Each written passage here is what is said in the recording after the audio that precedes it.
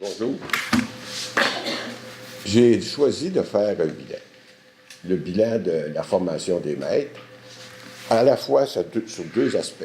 Qu'est-ce que l'Université du Québec a apporté à la formation des maîtres et qu'est-ce que la formation des maîtres a apporté à l'Université du Québec?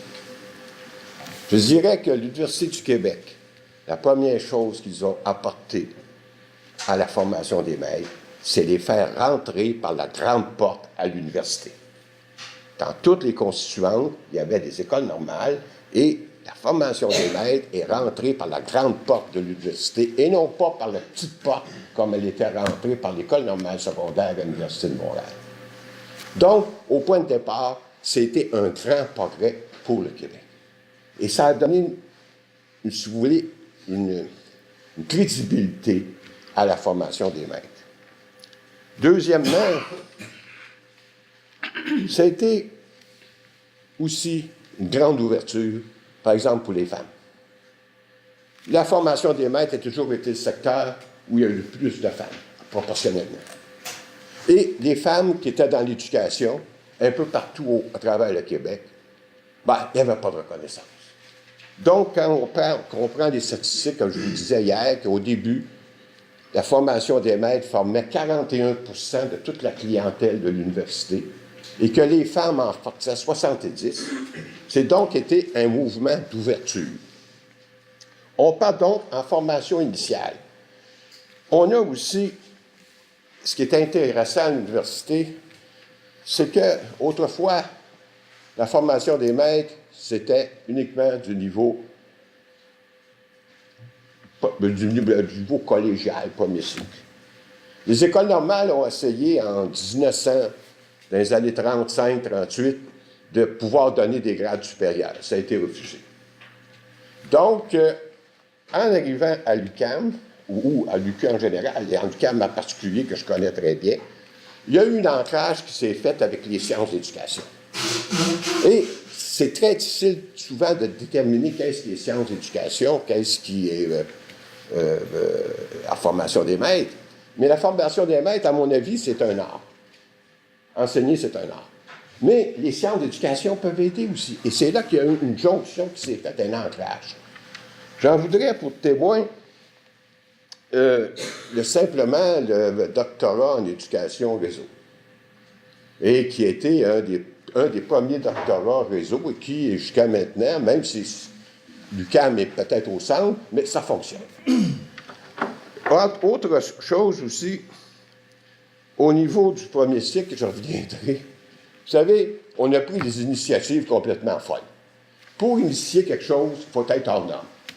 On parle là, des universités en région que Outaouais ouvre à Saint-Jérôme. Je m'excuse, mais en 1970, l'UQAM était à Saint-Jérôme. L'UQAM était sur l'île Jésus. Ça s'appelait le module chantier. C'était pas officiel. C'était pas dans les programmes d'université. Le siège social ne le savait même pas, mais ça existait.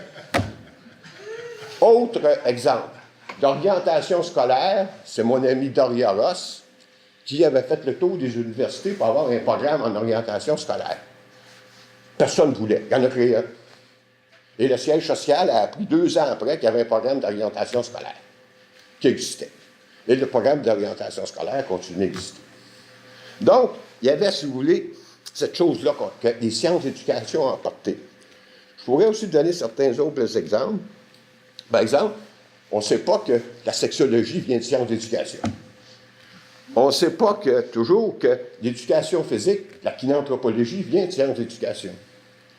L'orientation scolaire vient de sciences d'éducation. L'éducation muséale, donc la maîtrise en muséologie, vient de sciences d'éducation. Donc, sciences d'éducation était, dans la formation des maîtres, un élément important. Donc, enseignement, premier cycle, deuxième cycle, troisième cycle et recherche. Une autre chose qu'on ne sait pas, c'est que c'est des gens de l'UQ qui ont fait que le CRSH a institué des comités de recherche en éducation. Avec quelques universités anglophones, c'est nous qui l'avons fait. Parce qu'autrefois, à l'éducation, c'était dans le même comité que psychologie. Et il y avait un une personne à travers tout le Canada chaque année qui avait une subvention de recherche sur la recherche en éducation. Alors, l'UQAM en particulier avec des collègues de Trois-Rivières à l'époque, on est obligé de défoncer des portes. On a réussi. Donc, il y a ce côté-là. L'autre côté, qu'est-ce que la formation des maîtres a apporté à l'UQAM? À l'UQ, excusez. Elle a apporté d'abord une clientèle stable. 9 à 10 000 étudiants par année, chaque année, c'est important. On parle du Parti libéral qui compte toujours sur un certain nombre de comtés sûrs. Ben, l'Université du Québec a toujours pu compter sur une clientèle sûre. Une clientèle qui est attachée à l'Université du Québec. Alors, tous les ans, par hier, je vous le montrer dans les statistiques, là, tous les ans, vous avez de 9 à 11 000 étudiants en formation des maîtres. Une entreprise qui a ça, il faut faire attention. Hein? C'est une entreprise, il faut faire attention à cette population-là. Autre chose. D'un côté, le fait d'introduire la formation des maîtres dans toute l'université. Ici, à l'UQAM, toute l'université est impliquée, sauf l'administration. Qu'est-ce que ça a apporté? Ça a permis une espèce de mixage, si vous voulez. Madame, vous parliez hier de l'enseignement aux Autochtones. Enseignant des futurs enseignants, ou enseignant des enseignants qui sont là depuis 10 ans et qui enseignent l'histoire, puis vous leur donnez un cours de didactique de l'histoire, ce n'est pas le même cours que vous donnez comme si vous le donniez à d'autres. Donc, ça a permis, non seulement aux gens de sciences d'éducation, mais à des disciplinaires, dans à peu près toutes les disciplines qui s'enseignent au primaire et au secondaire, de rentrer là-dedans. Troisièmement, les sciences d'éducation, j'ai vécu dans deux départements. Un d'histoire, beaucoup de collègues en histoire. Après ça, un département de sciences d'éducation. Dans sciences d'éducation, que voulez-vous, c'est pluridisciplinaire. On ne se pose même pas la question. C'est pluridisciplinaire. Vous travaillez avec des sociologues, des philosophes, des décimologues, des psychologues, mais tout les rôles que vous voulez. C'est un milieu pas nécessairement interdisciplinaire, mais pluridisciplinaire au point de départ. Finalement, je voudrais terminer avec trois obstacles. Le premier obstacle est dans tous les rapports qui ont été faits sur la formation des maîtres, c'est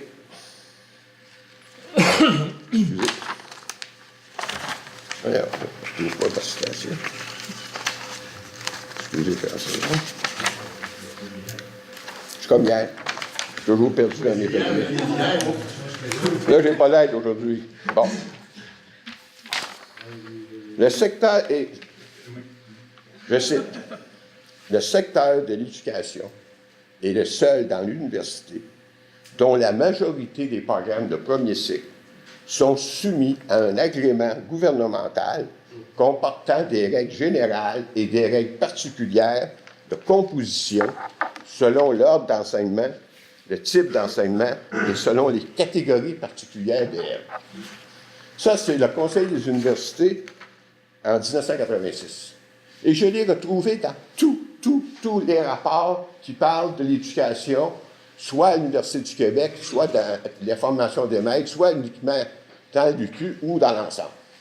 Donc, c'est le premier obstacle. Le deuxième obstacle est plus interne. C'est le nombre de chargés de cours au premier cycle. Quand on est rendu à 60-70 de chargés de cours, je n'ai rien contre les chargés de cours en eux-mêmes, c'est un problème.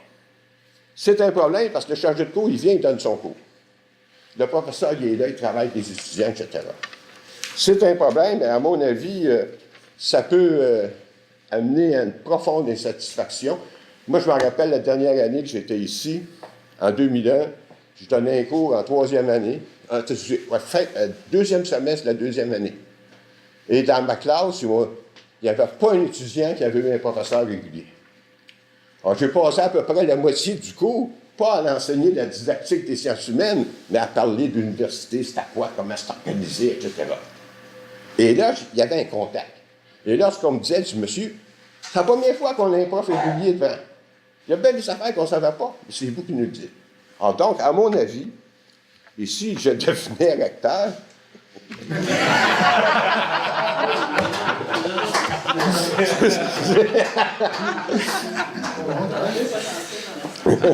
j'obligerais tous les professeurs. Oui, moi, je ne peux pas devenir rectrice, mais. Je sais que c'est une utopie pour moi, tandis que pour l'autre, ça peut être une réalité. Excusez. Parce que la première chose que je ferais, c'est que j'obligerais tous les profs à en donner un cours au premier cycle. Et parce que c'est là, à mon avis, qu'on sent le coup. C'est là qu'on voit où sont les jeunes, comment est-ce qu'on peut travailler avec ça. Je sais que c'est une utopie, mais je sais que certaines universités américaines le font. Les grands cours sont donnés aux élèves de premier cycle par les meilleurs profs de l'université. Alors, à mon avis, ça serait quelque chose, peut-être que le syndicat ne dirait pas la même chose, mais ça serait intéressant. Troisièmement, confiance. Faire confiance à l'initiative des gens.